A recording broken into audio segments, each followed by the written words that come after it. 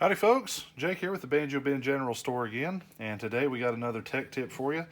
This one's going to be kind of elementary in a sense. We're just going to do a simple how to change strings video.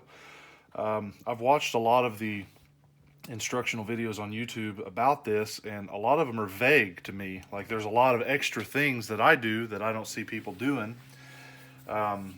Maybe there are some that do, I just haven't come across them. I'm not claiming to be an end-all, know-all expert about what's on YouTube, but in what I've seen, there's some tips that some of these folks are kind of leaving out. So we're going to do one just on the guitar today, and I'm just going to do the middle two strings to give you an example of how you would change a string on this side of the peghead versus the other side of the peghead. But this can also be useful information for a banjo or a mandolin. The only difference being where the strings hook into the bridge. On a banjo or mandolin, you're going to have a loop-in string that's going to go around a hook, which is pretty self-explanatory. So the guitar is the one that kind of needs the most explanation, is why I'm starting here. So anyway, let's get into it. First things first, I always, if I can, like to change the strings one at a time. So if you got a good setup on your guitar, if you're not having to change anything, if you're not having to mess with the saddle or any of the nut slots or the angle of the neck or anything like that. If you're just simply changing strings, I recommend doing one string at a time because that keeps a more even tension on your neck and top of the guitar. If you do happen to have to take all the strings down to do any additional maintenance, I recommend coming up like this and starting on the outer edge of the fingerboard. Or you can start on the inner, in theory, I guess, but I always start on the outer two strings, and I'll loosen them simultaneously by hand, like this. I'll go up it like so. So anyway, that's just an extra little tidbit. So we're gonna just delve into it here. The only tool you really need, and we sell these, this one's about 10 years old. They've kind of updated and improved the design, but this one still works for me, so I still use it. This is a string winder, puller, clipper, stretcher. It does it all. So if you just have something similar to that. Otherwise, if you don't have this, a simple pair of wire cutters will do. You can do it by hand. It just takes a little longer. So we're going to go ahead and take the tension off of this D string. We'll start there. You just go ahead and run it all the way down, or at least as far as you can until you can. I like to grab the string and just unwind it, like so. Then I do what's called a luthier's knot. So there we go. Just pull it out of the peg. Then we come down here to this end. Use my handy little pin puller. Pry that pin up, take it out. And we have a blank canvas for painting a string masterpiece on now. So I'll show you how to put one in. The strings I'm going to be using, I wanted to try them on this guitar. I love them on other guitars. Are these Diodario nickel bronze. They have a really nice tone. I kind of enjoy them. And they come with the ball ends are color coded to what string it is. So if you're using those, you got to pay attention to that. So for the D string, we want the black ball, which as you can see is what we got.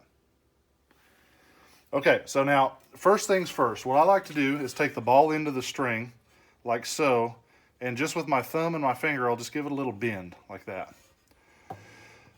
That just helps the pin secure the ball end of the string under the bridge. So what that really needs to look like, if I could demonstrate with something like this. When you put the ball end of the string through, you want it to really, if this is the underside of the guitar, you want it to wrap around and hook onto that bridge plate, like so. And the pin should go past the ball end of the string. It shouldn't. What a lot of the videos I was talking about on YouTube will show you is that they just set the ball on the pin and then they push it down through the bridge hole where the ball kind of stays at the end of the pin like that. Then when you tune it up, it slips. It causes more wear on your bridge plate over time and your bridge pins, and it pulls the pin out as you're tuning it up. So how to avoid this, we put that little kink in it, that little slight bend. I do set it in there, but what I do is when I'm pushing this in with the pin, I'll keep tension on the string with my left hand. And what that does, if you do it right, as you're pushing it in, you just kind of feel it in, you'll feel that pin right there. It slips past the end of the string, and it doesn't push the string on down. So you should just feel it go in a little ways, then you should feel the pin slip past it. That means the ball end of your string is in good position. Okay, so now let's run it up to the headstock here, since we're good on that end. I just like to line my hole up straight on the peg, on the tuner post, I mean. And then you run our string through it. What I do here is I'll pull the string tight basically, and then you can kind of mark about an inch, inch and a half, or kind of somewhere in there with your finger on this side. Pull it back to there on the post. Now, here's the luthier's knot I was talking about earlier. I take the loose end of the string, this end I'm wiggling, and I'm going to wrap it to the other side of the peg head, facing that way. In other words, I don't want to go to the outside. I don't want to come this way. I want to go the inside. I'm going to wrap it around and pull it under the main part of my string, like so. So it creates a little loop. So this excess goes under the string. Then I pull it tight. Then, here's the trick. You pull it tight and you kink it over the top of that. And that creates a real strong, kind of a non-slip knot, if you can see what we did there. So, when we're tuning up, here's the last part of the trick. We want to turn the post in a way where the main part of our string is going to wrap around the post to the inside. It's always about going to the inside, see? So if we're turning it the wrong way, the string will start to go around to this side of the post. We don't want that. We want it to go to the inside. And we want it to wrap down. So to make sure it wraps down, I usually grab it with my thumb and put some pressure down with my middle finger. And then I'll just spin it the correct way and look at it closely if you want to get in closer here. And you'll see the string should make a real pretty little neat downward spiral if you kind of keep tension on it.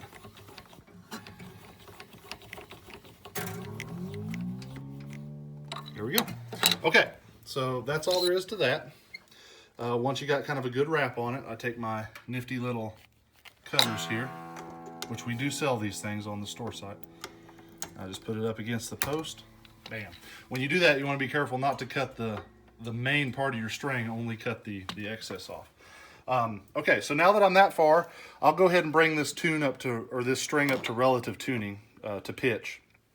And I see people fiddle with this a lot, like they don't really know if they're to the right octave and they're messing with the tuner and it takes them forever. So a quick, easy way I do it, the string previous or above, the string bigger than the one you're doing, I'll just go ahead and smack it with that finger, and then I'll take my ring finger or my next finger and hit that note, and then I'll just turn it to match them, like this.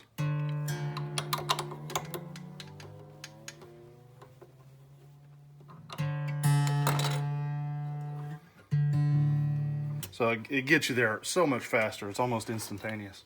Okay, so now applying what we know about that, we're going to go ahead and do the G string, just so you can have a visual aid on how to do it on the opposite side of the peg head. So this rule here, how we're winding the string and stuff, that applies to a mandolin, a banjo, it doesn't matter. The only thing it doesn't apply to is like a slot head instrument, where you've got a slot cut in each side of the headstock and a post that goes through the slot. That's a little different of a formula. And when I get one of those in, maybe I'll do a video and show you fellas and ladies how to do that someday. But anyway, for the time being, most headstocks you encounter will be like this. Now, if you're doing an electric guitar that has all 6 posts on the same side of the headstock, you want to do them all the same way, just like we did this one. You wrap them to the inside, kink them over, and tune them where the string winds to the inside and down.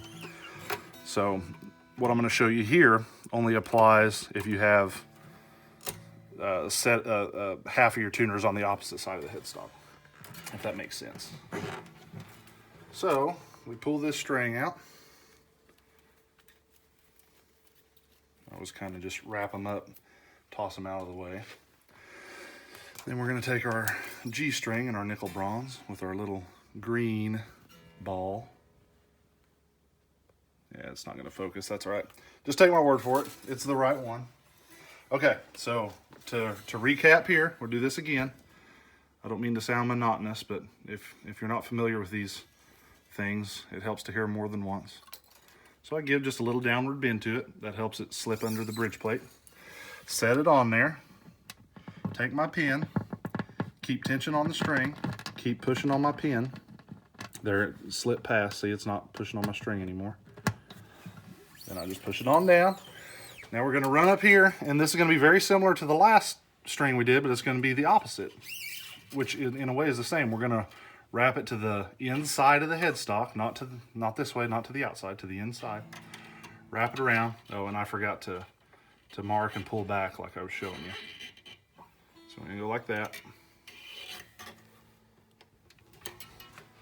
Wrap to the inside. Now on this one, when we turn the tuning post, we still want it to go to the inside and down. And excuse the phone ringing there. So we're going to go to the inside and down the post.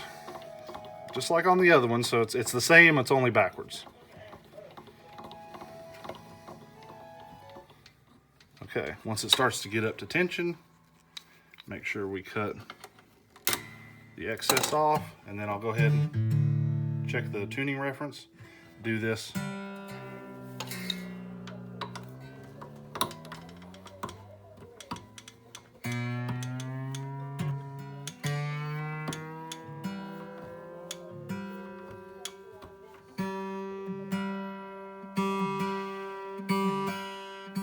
There we go.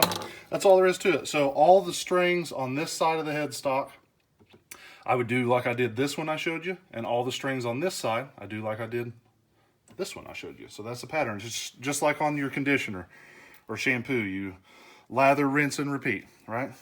So I hope that you find this helpful. If you're like me, you probably like to change your strings about like your underwear, which is once every couple months or something like that. And like always, folks, we appreciate you for watching. Thanks a whole bunch, and we'll catch you next time.